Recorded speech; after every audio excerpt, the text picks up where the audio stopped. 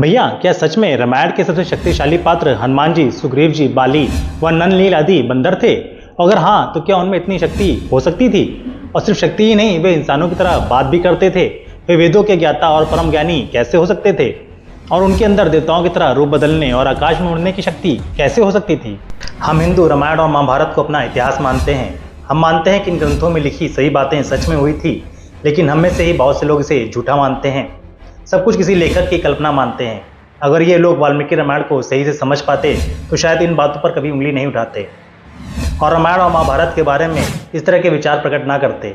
वाल्मीकि रामायण के बालकांड के 17वें सर्ग में ब्रह्मा जी सभी देवताओं को भगवान विष्णु के सहायक के रूप में ऐसे पुत्रों की उत्पत्ति करने के लिए कहते हैं जो बलवान हों और अपनी इच्छा अनुसार रूप धारण करने में समर्थ हों। वो माया को जानते हों, शूरवीर हों, वायु के समान वेग वाले हों, नीति कुशल हों, बुद्धिमान हों तथा विष्णु के समान ही पराक्रमी और देवताओं के समान ही सब प्रकार के अस्त्र विद्या को समझने वाले हों। ब्रह्मा जी के अनुसार देवताओं ने अप्सराओं, गंधर्वों की स्त्रियों, यक्ष और नाग कन्याओं, ऋक्षों की स्त्रियों, विद्याधारियों, किन्नरियों तथा वानरों के गर्भ से वानर रूप में अपने ही समान पराक्रमी पुत्र उत्पन्न किए। ब्रह्मा जी ने सबसे पहले जम्भाई लेते समय ऋक्षराज जामवन जी की सृष्टि की तथा देवराज इंद्र ने बाली को उत्पन्न किया जो पर्वत के समान विशालकाय और बलिष्ठ था।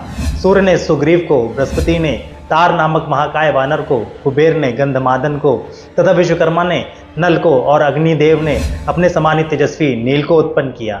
दोनों अश्विनी कुमारों ने स्वयं ही मैंद और दुभिद को जन्म दिया। वरुण ने सुषेण को तथा महाबली पर्जन्य ने शरभ को जन्म दिया। और इन सभी वानरों में सबसे ऐश्वर्यशाली वानर हनुमान जी को वायु देवता के औरस पुत्र के नाम से जानते हैं, इनका जन्म हुआ। वाल्मीकि रामायण के अनुसार ऋक्ष, वानर तथा लंगूर जाति के वानर शीघ्र ही उत्पन्न हो तथा देवताओं के गुण गाने वाले वनवासियों ने बहुत से वीर विशालकाय पुत्र उत्पन्न किए। इसी से पता चलता है कि जंगल में रहने वाले प्रजातियों में सिर्फ वानर प्रजाति ही नहीं थी, वहां पर और भी तरह तरह की प्रजातियां थी। इन सभी प्रजातियों के बारे में वाल्मीकि रामायण के 17वें सर्ग के 21वें श्लोक में बहुत ही इंटरेस्टिंग बात बताई गई है।